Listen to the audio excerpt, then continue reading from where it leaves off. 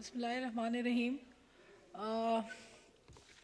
सबसे पहले तो चेयरपर्सन साहिबा, कल रात को जो मस्जिद अक्सा पे इसराइली फ़ोर्सेस की तरफ से तशद्दुद किया गया और जो मुसलमान इबादत कर रहे थे, बच्चों पे और ख़वातीन पे जिस किस्म का अटैक और वायलेंस किया गया मस्जिद अक्सा में इसराइली फ़ोर्सेस की जानिब से, उसकी मैं भरपूर मज़म्मत करती हूँ। और इस ऐवान के तवस्सुत से मैं समझती हूँ पूरी ऐवान इस पर मुत्तफ़िक है और हमारे फ़ॉरेन मिनिस्टर ने भी इसकी पुरज़ोर मज़म्मत की है, क्योंकि पूरी दुनिया भर में मुसलमानों की दिल आज़ारी हुई है, हमें तकलीफ़ पहुँची है इस चीज़ से। और आज वक्त है कि हम सवाल उठाएं कि where are the human rights champions in the world. वरना तो हर छोटी बात पे champions of democracy, champions of human rights और सारे आ जाते हैं, लेकिन जब बात मुसलमानों की होती है तो मैं ये कहना चाहती हूँ कि मुस्लिम लाइव्स मैटर।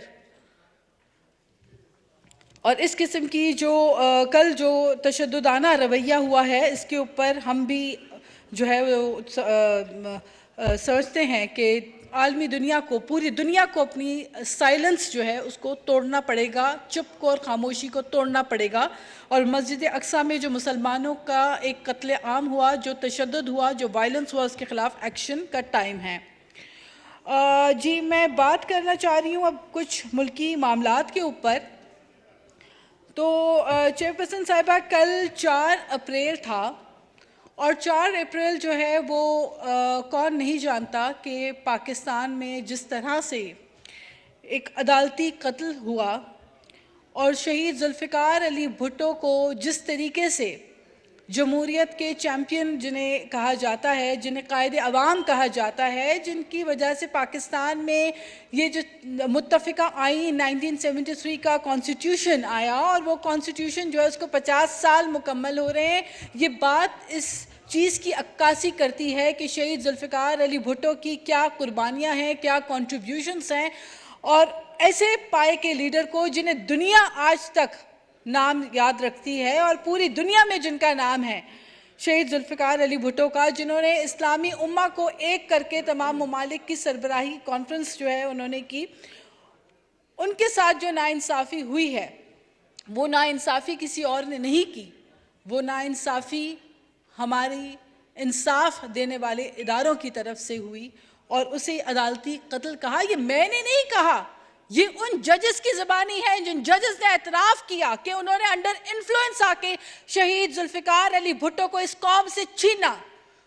लेकिन वो ये भूल गए थे कि जुल्फ़िकार अली भुट्टो आज भी जिंदा हैं, वो इस ऐवान में जिंदा है। जब तक ये ऐवान पाकिस्तान का चलता रहेगा, पाकिस्तान कायम और दायम रहेगा, शहीद जुल्फ़िकार अली भुट्टो का नाम जिंदा रहेगा।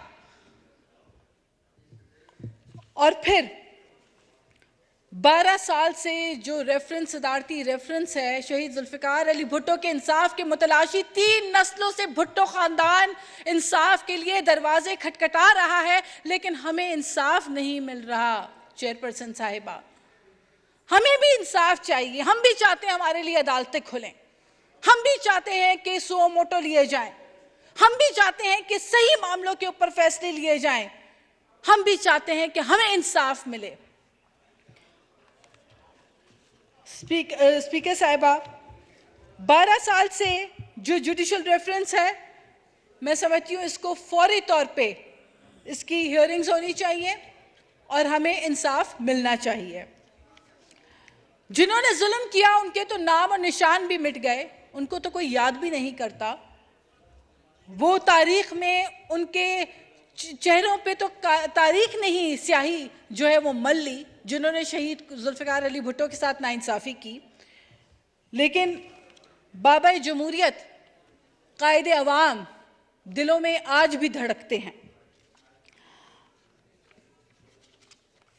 मोहतरमा चेयरपर्सन साहिबा, बात हो रही है, काफ़ी सारे हमारे ऑनरेबल मेंबर्स ने भी बात की है इलेक्शंस के ऊपर और जो हालिया फ़ैसला आया है उसके ऊपर। देखिए, हम अदालतों का एहतराम करते हैं, हम तो शहीद मोहतरमा बेनज़ीर भुट्टो के जो है पार्टी के वर्कर्स हैं। हमारी तो शहीद बीबी कह गई थी कि हमने अदालतों का एहतराम कल भी किया, आज भी किया और आइंदा भी करेंगे, और ये रिकॉर्डिंग में मौजूद है बीबी शहीद की बातें कि उन्होंने किस कदर हमेशा एहतराम किया इदारों का और पासदारी की। लेकिन हम तो सिर्फ ये गुजारिश कर रहे थे एक लार्जर बेंच की, जो कि हमारा हक है। यही फैसला अगर लार्जर बेंच की तरफ से आता तो पूरी पार्लियामान उसको मानती, हर फर्द उसको मानता। बिल्कुल उसी तरह से कि इस पार्लियामेंट में भी बैठे हुए अगर 3 लोग एक साइड पर बैठकर एक फैसला कर लें तो वो अक़लियती फैसला करार दिया जाएगा, अक्सरियती फैसला करार नहीं दिया जाएगा। और फैसले जब अक्सरियत से आते हैं तो उनमें ताकत होती है और उनको मानना, उनका एहतराम करना सबकी जिम्मेदारी होती है, आईनी जिम्मेदारी होती है। और ये पार्लियामेंट है, यहाँ पे आईने पाकिस्तान की पासदारी करने के लिए हम सब बैठे हैं। मुझे यकीन है कि हुकूमत जो है वो आइन के साथ रहेगी और आइन के ऊपर अमल दरामद करेगी, और जो कानून इजाज़त देता है, जो गुंजाइश कानून की जानिब से हमें मिलती है, उसी के ऊपर अमल दरामद होगा। लेकिन सवाल ये उठता है कि एक शख्स जो कभी अंपायर की उंगली की बात करता है, जो कभी एक पेज की बात करता है, वो जो एक लाडला शहजादा है जिसकी मनमानी से ऑन और ऑफ का बटन वो करता है, वो कहता है केपीके में अपनी ही हुकूमत अपनी ही मर्जी से डिसॉल्व कर देता है। फराह गोगी की करप्शन की कहानियां जब ज़द-ए-आम होती हैं, ज़बान ज़द-ए-आम होती हैं, और करप्शन के चर्चे, ट्रांसफ़र, पोस्टिंग, पंजाब की पुअर गवर्नेंस की जब रुदात सुनाई देती है और गूंज आती है, तो ऐसे में वो अपनी पंजाब की असेंबली खुद तहलील कर देता है। वो ये भूल जाता है कि आज पाकिस्तान जिस मुआशी बहरान को फेस कर रहा है, उस मुआशी बहरान में धकेला उसी लाडले ने है पाकिस्तान को। और फिर वो ये भी भूल जाता है कि 1/3 पाकिस्तान सैलाब की जद में है। हमने तो नहीं देखा एक दिन, मेरा ख्याल नहीं किसी अवाम में बैठे हुए किसी शख्स ने, किसी भी अवाम में से किसी ने इमरान खान को सैलाब जदगान के साथ हमदर्दी करते हुए या उनके साथ 2 मिनट खड़े होते हुए फोटो शूट जो कर लेते हैं, सोशल मीडिया पे चला लेते हैं, वही कर लेते। हमें नजर नहीं आए सैलाब जदगान के साथ इमरान खान और उनकी जमात और उनके झत्ते नजर नहीं आए।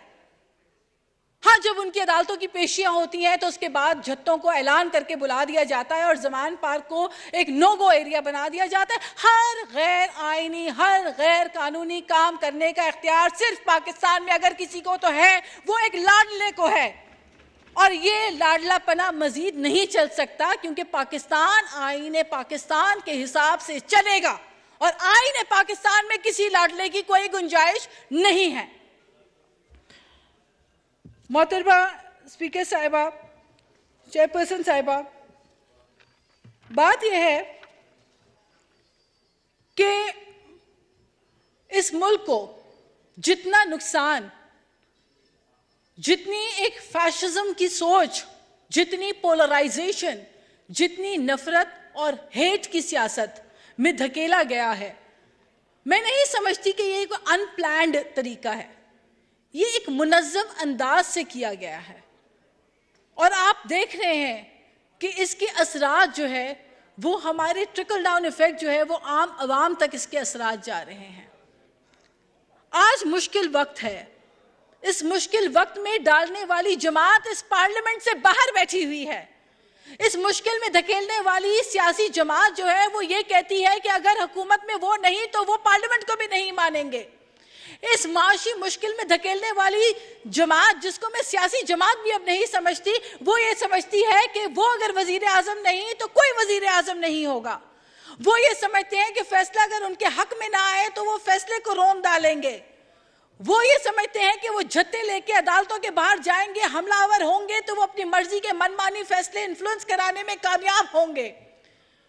लेकिन ऑनरेबल चेयरपर्सन साहिबा, इस तासुर को ख़त्म करने का वक्त आ गया है, क्योंकि पाकिस्तान में टॉलरेंस की सियासत की ज़रूरत है, पाकिस्तान को इस्तेहकाम की ज़रूरत है, पाकिस्तान को मुआशी इस्तेहकाम की ज़रूरत है, पाकिस्तान को आगे बढ़ने की ज़रूरत है, पाकिस्तान को डेवलपमेंट की ज़रूरत है और इन तमाम चीज़ों के लिए हमें मुत्तहिद होकर यकजहती के साथ पाकिस्तान को आगे बढ़ाना पड़ेगा। हमें इसको कायदे आज़म का पाकिस्तान बनाना है, हमें इसको जुल्फ़िकार अली भुट्टो शहीद का पाकिस्तान बनाना है, हमें इसको बहादुर लीडरों का पाकिस्तान बनाना है जो अपनी जान हथेली पे रख के फांसी के फंदे को भी चूम लेते हैं, नकाब ओढ़ के जो है वो अदालतों में नहीं जाते। हमें इसे बहादुर शेरों का पाकिस्तान बनाना है। ऑनरेबल स्पीकर साहिबा, बातें तो बहुत हैं, लेकिन मैं समझती हूँ कि जो फैसले हैं, अदालती जो फैसले किए जाते हैं, उसके लिए अंग्रेजी में कहावत है कि the worst form of injustice is pretended justice. The worst form of injustice is pretended justice. अगर आप प्रिटेंड कर रहे हो कि आप इंसाफ कर रहे हैं और आप नहीं कर रहे इंसाफ, तो इससे बड़ी नाइंसाफी कोई नहीं हो सकती। और इस तकलीफ को हमने सहा है, इस तकलीफ को एक जियाला ही जान सकता है। आज भी जब 4 अप्रैल का दिन आता है तो हर आंख अश्कबार होता है, हर दिल दुखी होता है। आज भी अवाम, पाकिस्तान की अवाम जुल्फ़िकार अली भुट्टो शहीद का गम जो है उसको नहीं भूली है, क्योंकि हमें पता है कि तब भी प्रिटेंड किया गया था जस्टिस हुआ नहीं था। And that is the worst form of injustice that we have faced. इसलिए मैं अपनी बात को समेटते हुए दोबारा यही कहूँगी कि ये पार्लियामान है और पार्लियामेंट को हम सुप्रीम इसीलिए कहते हैं कि ये अवाम की तर्जुमानी करने वाले मेंबरान पे मुश्तमिल वो फोरम है जहाँ पे अवाम के हकूक़ की तर्जुमानी भी की जाती है, अवाम के लिए क़वानीन भी बनाए जाते हैं, कानून साजी की जाती है और उन पे अमल दरामद कराना भी इसी पार्लियामान की जिम्मेदारी है। इलेक्शन कमीशन ऑफ पाकिस्तान को एम्पावर करना भी हमारी जिम्मेदारी है। ये कैसे मुमकिन है कि एक सूबे में इलेक्शन जो है वो पहले करा दिए जाएं क्योंकि लाडले की फरमाइश है, और फिर उसके बाद जब लाडले हार जाएंगे तो फिर लाडला रोना रोएंगे, फिर वो डी चौक उनको याद आएगा, फिर वो कहेंगे मेरे साथ धांधली हो गई क्योंकि वफाकी हुकूमत मेरी नहीं थी, लिहाजा मेरे साथ तो नाइंसाफ़ी हो गई है। तो हम चाहते हैं कि इंसाफ के तकाजे पूरे हों। हम चाहते हैं कि इस ऐवान में अब ये रोना ना हो कि हर इलेक्शंस के बाद जो सारी सियासी जमातें कहती हैं कि धांधली हुई, अब ये धांधली का रोना ना हो। हम चाहते हैं कि फेयर और ट्रांसपेरेंट इलेक्शंस हों। उसके लिए हम सबको मिलकर सोचना पड़ेगा और अब हम सबको मिलकर एक पेज पे होकर सोचना पड़ेगा कि पाकिस्तान में इलेक्शंस किस अंदाज से होने चाहिए। ये इस पार्लियामेंट को फैसला करना पड़ेगा। क्या हम इस चीज़ के मुतहम्मिल हैं?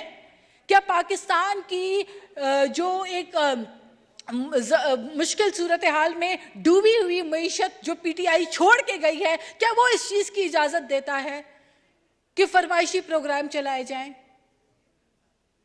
जब जी चाहे इनका ये कहें कि जी हमें पंजाब में इलेक्शन करा दो, हमें केपीके में इलेक्शन करा दो, आज हमें सुबह यहाँ इलेक्शन करा दो, परसों वहाँ इलेक्शन करा दो। ये खेल तमाशा लगा के रखा हुआ है। मैं समझती हूँ कि ये इस किस्म की चीज़ों से बाज आना चाहिए। और अगर कोई सियासी जमात के लेवल में इस किस्म की चीज़ें करता है तो मेरा ख्याल है पाकिस्तान में मिसालें मौजूद हैं।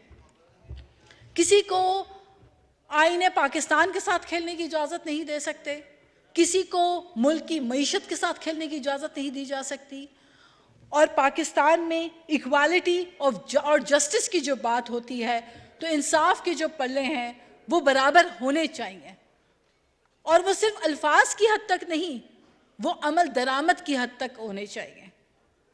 तो मैं दोबारा अपनी बात को मुकम्मल करते हुए फिर मैं इसी बात के ऊपर आऊँगी कि as a parliamentarian, as a Pakistani citizen और फिर एक जाले की हैसियत से मैं दोबारा समझती हूँ कि इस ऐवान की आवाज़ गूंजती है और मुझे यकीन है इस बात के ऊपर, इस ऐवान की आवाज़ गूंजती है। इस ऐवान को शहीद जुल्फ़िकार अली भुट्टो ने इतना ताकतवर बनाया है कि इस ऐवान की आवाज़ दुनिया भर में गूंजती है।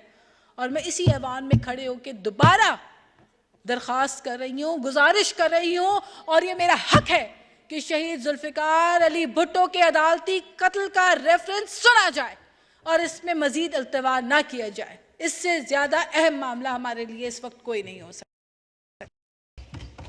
शुक्रिया बहुत।